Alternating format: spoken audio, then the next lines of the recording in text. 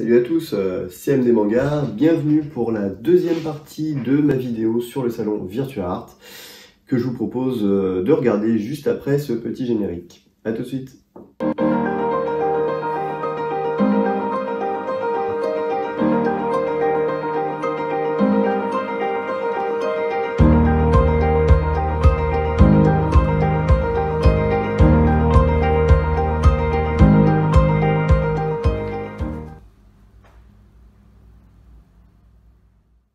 Donc voilà, on se retrouve aujourd'hui pour la seconde partie de la vidéo de la dernière fois, donc qui était au sujet du salon Virtua Art auquel j'ai participé. La première partie était l'interview que vous avez peut-être vue. Si vous l'avez pas vue, vous aurez le lien dans la description de la première vidéo. Et la seconde partie, donc c'était la conférence sur le manga français et le manga en général en France. Donc cette conférence auquel j'ai participé où nous étions deux auteurs, donc Terry Dupré, l'auteur de La Planète Taku, dont je vous mettrai le lien dans la description, et moi-même. Il devait y avoir un troisième auteur qui n'a malheureusement pas pu venir, donc ça aurait peut-être un peu alimenté le débat, mais bref, on était deux, plus les deux animateurs de Radio Anime. Donc voilà, je vous propose de regarder rapidement cette vidéo, et puis après, on en revient pour la conclusion. A tout de suite.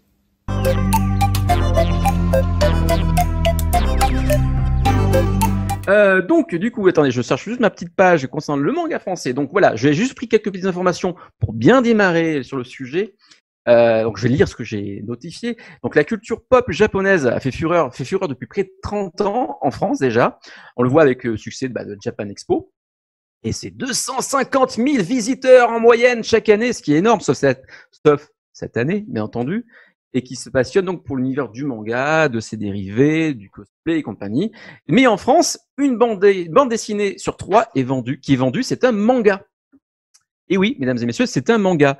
Donc les One Piece, les Dragon Ball. Alors j'ai rajouté quelques mangas français avec, Radiant, Dreamland, qui est le précurseur en France d'une bande dessinée type manga et qui se sont écoulés à plus de 16,5 millions d'exemplaires en 2018, ce qui est énorme. Je parle pas que du manga français, c'est le manga en général.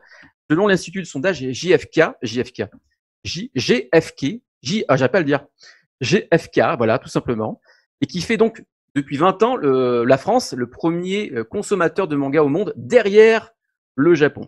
Donc ce n'est pas forcément, on va dire, c'est d'après les chiffres, ce qui fait surtout qu'on est les deuxièmes, c'est à cause des gros succès français, en France, c'est-à-dire les One Piece, Dragon Ball, c'est grâce à ça que on va dire que la France est le deuxième pays qui achète le plus le manga. Après, il y a des titres qui sont beaucoup moins, mais avec le global, ça fait qu'on est les deuxièmes, tout simplement. Et du coup, vous qui êtes mangaka, un dessinateur type manga, tout simplement, comment est-ce que vous expliquez, vous, cet engouement auprès du marché français, du manga, de manière générale? Là, je parle pas du manga français en lui-même, mais du manga en général. Qu'est-ce qui fait que pour vous, ça a matché avec la France? Est-ce que vous avez une petite idée, votre idée à vous? Il y en a tellement d'idées, j'imagine, mais vous, qu'est-ce que... Pour moi, ce qui a déterminé ça, c'est le Club Dorothée. De tous les trentenaires d'aujourd'hui, il n'y en a aucun qui connaît pas le Club Dorothée, quoi, qui a pas au moins une fois regardé ça. Donc les enfants qui étaient devant, moi j'ai fait partie des gamins qui, alors que, enfin pour la petite anecdote, oui, ma mère ne refusait que je regarde des mangas. Ah bon? Ah ouais, elle supportait pas le Club Dorothée. Ta maman, elle est d'une génération précédente, d'avant le Club Dorothée, avant Récréa 2 et compagnie. Oui, voilà, enfin, elle supportait pas. Après, elle avait raison. D'une certaine façon, elle avait raison. Mais sauf que, c'est pour bien comprendre, le truc, c'est que malgré le fait qu'elle refusait ça, mais je trouvais, moi, quand même, le moyen de regarder. Oui. Après, ça dépend des parents, ça dépend plein de choses, c'est vrai, mais c'est vrai qu'on a été très nombreux à être sur la télévision. Moi-même, passé un temps infini devant la télévision. J'ai fait le Club d'eau, j'ai fait Antenne 2. J'avais pas la 5. Donc j'ai raté beaucoup de choses de la 5, j'avais pas la 6. Alors, j'étais en Ardèche, donc voilà. Ceci expliquant un petit peu cela. Moi j'en ai raté plein, mais comment je... T'en as raté, oui, mais t'avais les chaînes principales, de toute façon, normalement. Non, en fait, comment je faisais pour regarder les mangas, c'est que il y avait toujours des amis qui ramenaient des tomes. Par exemple, Dragon Ball, il y en avait un qui avait les tomes. On les lisait, en fait. Donc moi je lisais comme ça. Ouais, là, tu parles des BD. Là, tu parles des BD, pas des. Les BD, ouais. Mais même l'animé, c'est-à-dire que même l'animé, dès qu'elle partait faire les courses, j'allumais, je regardais Dragon Ball. Dès qu'elle rentrait, j'éteignais la télé. Voilà. Donc après, forcément, les parents, eux, ils venaient, ils touchaient la télé, c'était chaud, voilà, tu prenais une. T'as même un petit salut. Donc voilà, mais bon, tout le monde l'a fait, quoi. Et toi, Donc voilà, Sylvain? ça a vraiment influencé toute une génération. Enfin, Sylvain, il va dire si je dis des bêtises ou Un pas, peu mais pareil, j'imagine. Ah bah alors non, non, pas du tout, tu dis pas de bêtises, hein. Franchement, je suis 100% d'accord avec Terry. Je pense, une des raisons principales du succès du manga en France, c'est le Club Dorothée. Parce que dans les années 80-90, le Club Dorothée, bon d'abord Récré à 2, mais surtout après derrière le Club Dorothée dans les années 90, Ouais. a vraiment exporté, enfin importé du Japon l'ensemble des animés qu'on connaît et qui finalement marchent toujours aujourd'hui. Et très clairement, moi, si je connais tout, enfin, si je me suis mis à lire les mangas, c'est parce que j'avais vu les dessins animés au Club Bah, Dorothée. voilà, on n'avait pas la BD, de toute façon, on n'avait pas le manga à l'époque. Donc Non, forcément, voilà. notre culture a fait que on s'est très vite reporté sur, en premier sur Dragon Ball en version kiosque, hein, parce que je crois ouais. que c'est le premier à être sorti. C'est pas Akira, hein. Akira est venu juste après, je crois, de mémoire. Mais si je dis pas de bêtises, Ah, je bah, saurais peut-être. pas dire, mais effectivement, c'était tôt aussi Akira, les Ouais. versions grand volume là. Les versions en couleur Ouais. qui étaient Donc, éditées par les Américains à l'époque. Et Glénat, ça avait sorti effectivement en kiosque aussi. Hein, Mm. c'était en version comme un comics hein, américain en fait, tout simplement. Mais plus dur. Hein, je crois que c'était relié, broché, il me semble de mémoire. C'était pas comme un comics classique. Vous savez les. Oui, oui, c'était broché, ouais, plutôt comme une BD un peu franco-belge dont on avait l'habitude. Ouais, comme le Dragon Ball kiosque, mais en version A4, je crois de mémoire, si je ne dis pas de bêtises. Et c'est vrai que on a été bien influencé par le dessin animé, ce qui fait que quand on a eu le gros boom en France du manga en 93, je crois de mémoire, ça a vraiment explosé à partir de 93 où il y a eu les Ranma 1,5 chez Glénat, Sailor Moon, hein, il y a eu ces trois-là en premier, hein, ce qui marchait à la télévision, hein, tout simplement. Ouais, ce qui marchait à la télévision, ouais, tout Ouais, simplement. et puis le titre qui a fait, je pense, qui a déclenché la différence entre ce qu'on voit à la télévision et ce qu'on a, et ce qui existe, c'était Gunma. C'est le premier manga, si je me trompe pas, à avoir été édité, qui est un truc qu'on n'a jamais vu en France. C'est sorti juste après, peu de temps après, chez Manga Vidéo, chez Manga Vidéo, oui, les OAV. Mais c'est vrai que Gunma, bam, et là c'était pas pour les enfants entre guillemets, hein, c'était Ouais, pas du tout, non. Ouais. Ah, pas voilà. du tout. Et c'est vrai que cette différence, je pense, ça fait beaucoup de choses, beaucoup de bien, parce qu'on voyait qu'il y avait, on savait déjà qu'il y avait des choses qui existaient différentes, mais là, on touchait au seinen, hein, parce que ça reste, voilà, c'était pas appelé seinen à l'époque, mais c'était quelque chose plus pour adultes, dans les propos, dans l'imagerie, c'était assez puissant. Et puis bon, on a eu beaucoup de choses par la suite, c'est arrivé. Mais pour vous, du coup, qu'est-ce qui fait, alors, on va revenir maintenant un peu avec le manga français. Le manga français est arrivé avec Dreamland. Hein, oui, je crois que c'est Dreamland le premier. Après, on a eu City Hall. Il y a peut-être eu d'autres mangas, mais comme j'ai pas trop suivi à l'époque, j'étais pas très manga français. Je vous l'avoue, hein, voilà, il y avait toujours cet a priori, puis c'était pas si bien dessiné que par rapport à ce qu'on fait aujourd'hui. Faut le dire vraiment. C'était pas aussi bien que ce qu'on peut faire aujourd'hui. Maintenant, il y a un vrai design qui est tenu, enfin voilà, et qui se rapproche vraiment du manga japonais. Et du coup, qu'est-ce qui différencie pour vous les dessinateurs français des japonais? Quelle est la différence, cette distinction qu'on peut peut-être donner au manga français par rapport à un manga japonais? Est-ce elle existe déjà? Alors moi, si je peux essayer de répondre, je pense que au départ, donc Dreamland avait une patte graphique qui était un peu différente quand même. Ouais. Je trouve que Renaud Le Maire, il a une patte graphique un peu différente de ce qui pouvait se faire au Japon. En plus, il a situé culturellement son œuvre en France, À Montpellier. à Montpellier. Voilà. Comme quoi, hein. Donc là, pour lui, vraiment, il y avait une petite différence graphique, il y avait quelque chose. Mais j'avoue que moi, par exemple, quand je dis Radiant, je pense que Tony Valente, lui, a pensé son manga pour le Japon. Il est dans le sens japonais, il est vraiment, là, pour le coup, la différence est vraiment pas visible. Pour moi, ça aurait été dessiné par un japonais, j'aurais pas, s'il n'y avait pas le nom sur la couverture, j'aurais pas deviné que c'était un français. Je suis d'accord. Graphiquement, je sais pas ce que tu en penses, Terry, mais graphiquement, c'est japonais. On va pas. Ouais, je suis entièrement d'accord. Radiant, si on enlève on dit pas que c'est Tony Valente qui l'a fait, mais on pense que c'est un japonais. Mais c'est parce que c'est ça en fait. Et je dirais que c'est ça qui permet. Il y a des mangaka français qui vont vouloir faire comme les japonais, comme Tony Valente, qui vont vraiment faire voilà. Et t'en as d'autres qui vont plus utiliser le manga, mais pour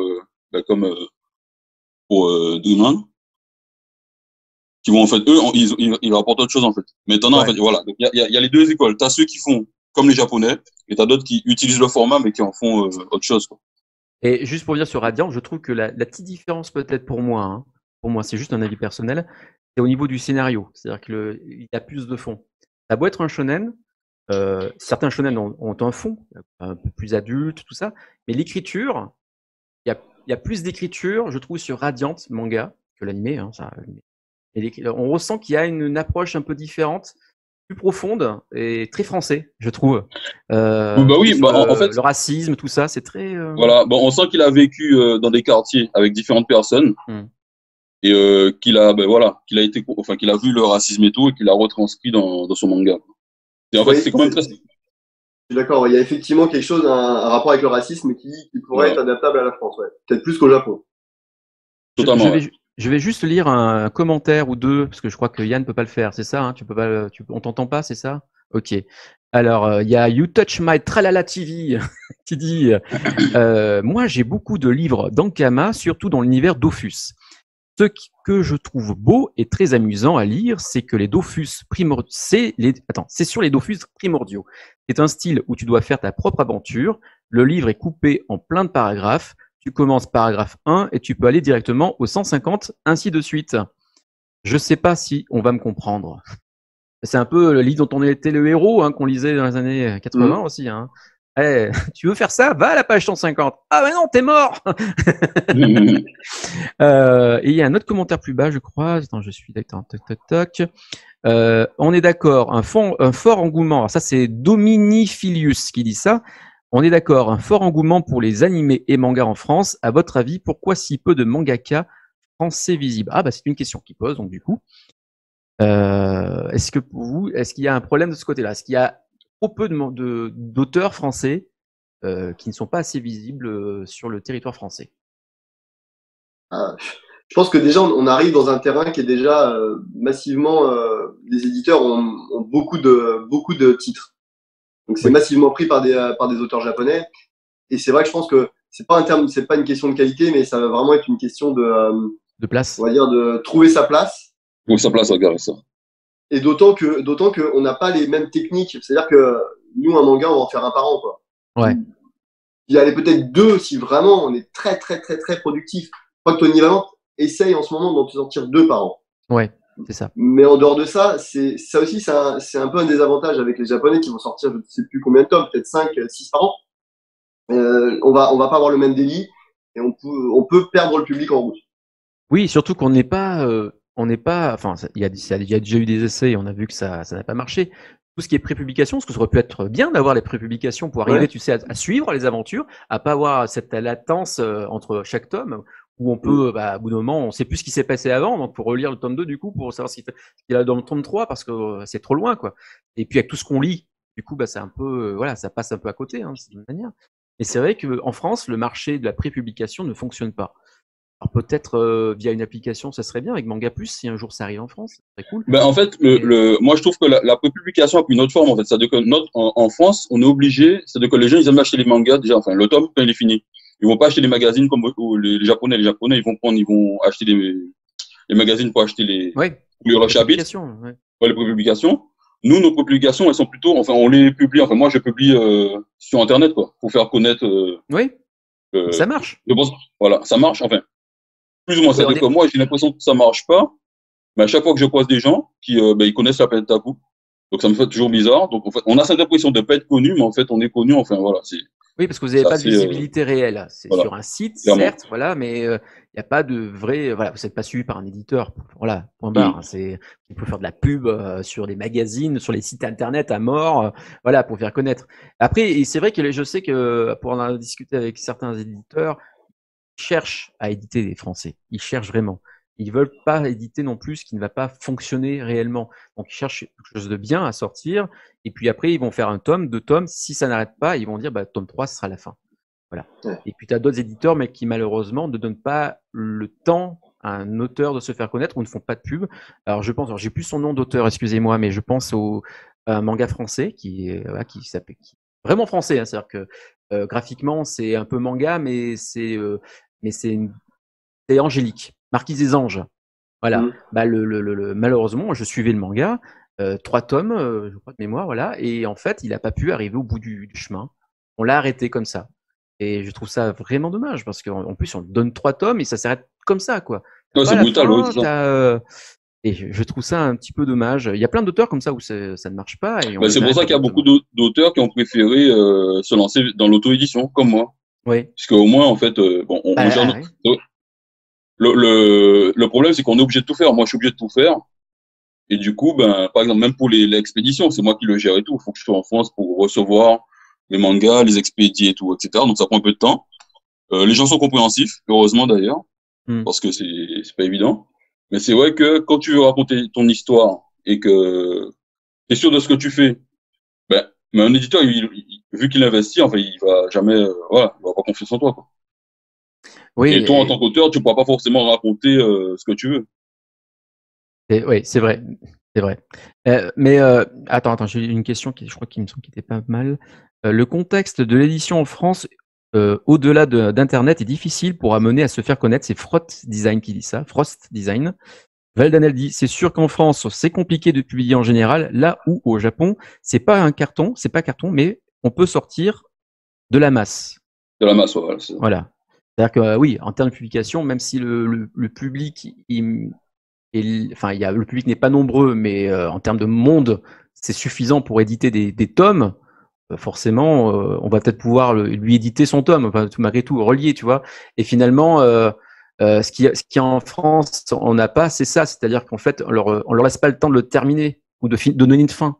Alors, bah non, c'est Totalement, fini. totalement, totalement. Non, bah ton tome 3 là, ou ton tome 4, bah tu vas le. Tant pis, hein. Et puis comme c'est pas tes droits à toi, parce que tu dessines par rapport à des droits qui existent, comme pour Angélique, bah, il peut pas dire tiens, je vais le m'auto-éditer derrière pour finir le truc. Voilà, c'est ça, c'est ça, c'est ça. Et voilà. C'est ça que c'est un petit Donc, peu ben, dommage. il y en a plein qui ont choisi l'opposition. Ouais. Et Valdanel dit je prépare un dossier d'édition, mais pour une BD, j'ai un scénario pour un manga, mais moins convaincu. Bon, j'espère que ça fonctionnera pour toi, tout simplement. Excuse-moi si j'ai pas bien compris ta question. Hein. Les webtoons et manhwa commencent à arriver dans l'utilisation des jeunes sur les réseaux. C'est Frost Design qui dit ça. Oui, pareil, effectivement. Après, t'as l'animé aussi sur Crunchyroll qui permet peut-être à ramener plus de jeunes vers webtoon. C'est une grosse pub hein, en fait hein, sur Crunchyroll. Mm. Et puis c'est de la bonne pub en plus parce que c'est des titres qui sont quand même vraiment pas mal, on peut le dire, au tout du moins pour le dernier, hein, The God of the High School, qui est vrai qui porte bien son manga, hein, on va dire que son manhwa. Je sais plus comment on dit en fait, au bout d'un moment. C'est ça. Et du coup, attends, je regarde juste ma question que j'avais préparée. Comment faisons-nous la part entre un manga français et un manga japonais? Le public voit-il pour vous la différence? On l'a un petit peu dit, je pense. On a un petit peu répondu à cette question-là. Mm. Ah oui, alors, j'ai marqué. Alors, on sait qu'au Japon, il y a un tanto. C'est un éditeur qui suit son auteur pour lui donner des idées ou le convaincre d'aller dans le sens plus commercial pour le magazine de prépublication. Est-ce que vous pensez qu'un auteur français sera capable de travailler avec un tanto? Le caractère français, je pense qu'il y a aussi ça qui prend en compte. Est-ce que vous pensez qu'un Français peut travailler avec quelqu'un qui peut le diriger, lui dire ah bah non ton idée elle est pas bonne là, ça va pas plaire à l'éditeur. Ben, ça dépend si le Tento le paye, ouais. Mais, Tu penses que ce serait plus commercial pour l'auteur enfin, moi j'ai le sentiment qu'un auteur français, peut-être plus dans la BD française, hein, franco-japonaise, et plus c'est plus son bébé, il a pas envie qu'on lui touche son bébé. Tu vois ce que je veux dire?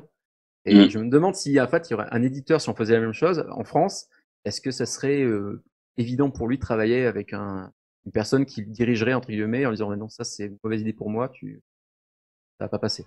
Ouais, ça marcherait pas. Je pense qu'en fait, il faudrait que que le dessinateur devienne soit son propre Tento et qu'il bosse avec quelqu'un d'autre. Là, c'est envisageable. Mais dans le cas contraire, quand le dessinateur a sa propre idée et qu'il veut mettre en place son manga, c'est beaucoup plus complexe. Ouais. D'accord. Ouais, pour Ça toi, fonctionne ouais, en France, mais qui pas. rentre dans un côté professionnel, il faut Mm. quand même qu'il suive quelques directives de la personne qu'il a embauché entre guillemets pour faire ce qu'il avait envie de faire. Exactement. Ouais, d'accord. Des conseils pour des futurs mangaka français qui veulent se lancer. Est-ce que vous avez des conseils à leur donner? Je vois que c'est une question de Dominifilius. Pas facile. Pas facile. Première chose, trouver un travail alimentaire. Ouais. Je pense qu'il faut pas être sans rien. Parce que, honnêtement, enfin, on n'en vit pas forcément bien. Et je crois que même il y en a peu qui en vivent, hein, du manga en France. Hein. Ah ouais, très peu.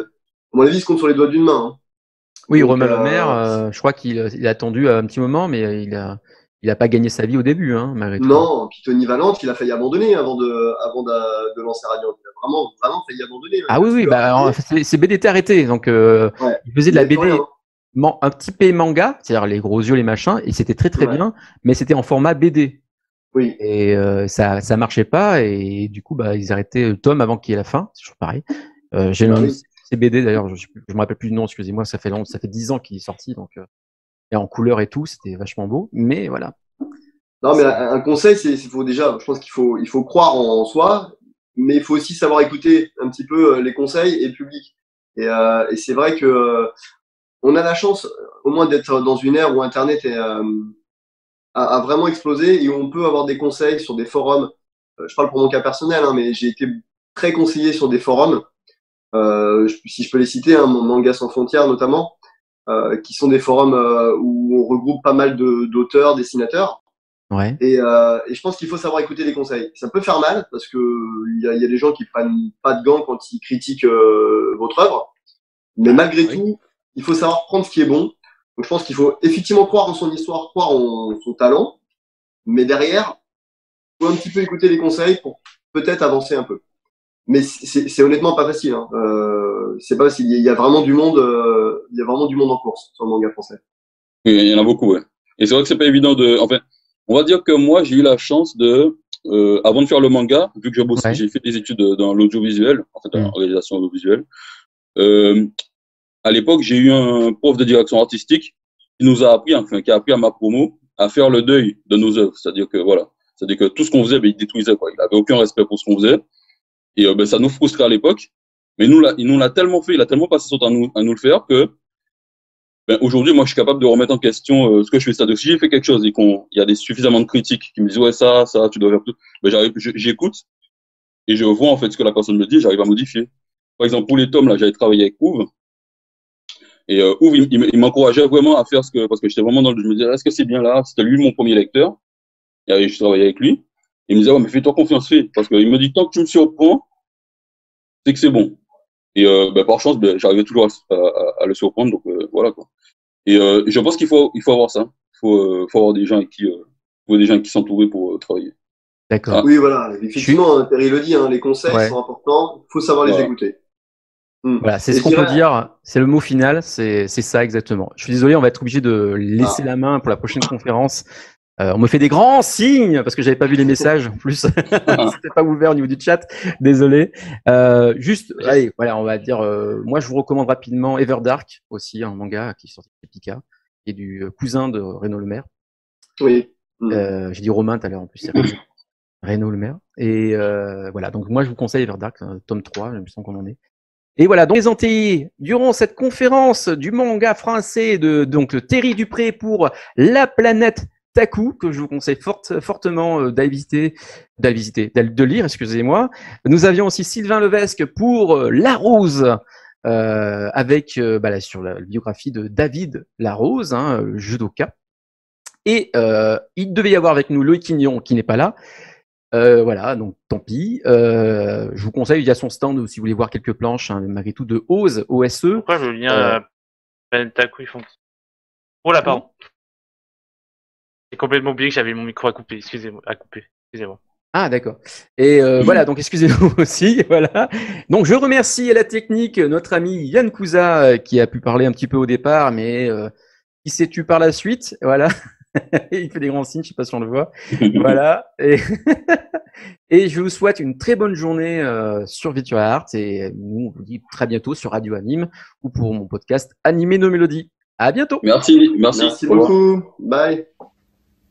Donc voilà, comme vous l'avez vu, une conférence assez sympathique où il y avait une ambiance plutôt détendue. Donc c'est un exercice qui est assez différent de l'interview parce qu'on n'est pas on n'est pas interrogé directement sur ce qu'on a fait et sur comment on l'a fait. Voilà, on n'est pas visé directement, c'est plutôt des questions ouvertes. où on répond si on veut, si on a quelque chose à dire. On peut rebondir également sur ce que l'autre a dit. Donc voilà, moi je pense, à mon sens, un exercice que j'ai trouvé peut-être un peu plus simple que l'interview et peut-être un peu moins stressant. Donc voilà, je sais pas ce que vous en pensez, hein. Si vous avez déjà participé à ce genre de choses, n'hésitez pas à laisser un commentaire pour en débattre.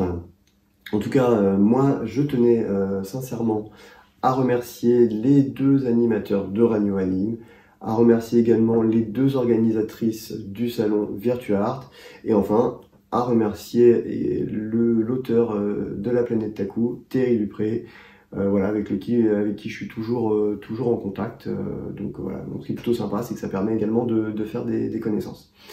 Quant à moi, je vous dis à bientôt, mais n'oubliez pas, toujours mon manga dispo dans ma boutique, également sur la boutique de l'Esprit du Judo. N'hésitez pas à le commander en cette fin d'année. Allez, sur ce, je vous laisse. Abonnez-vous, likez, partagez, et puis ciao!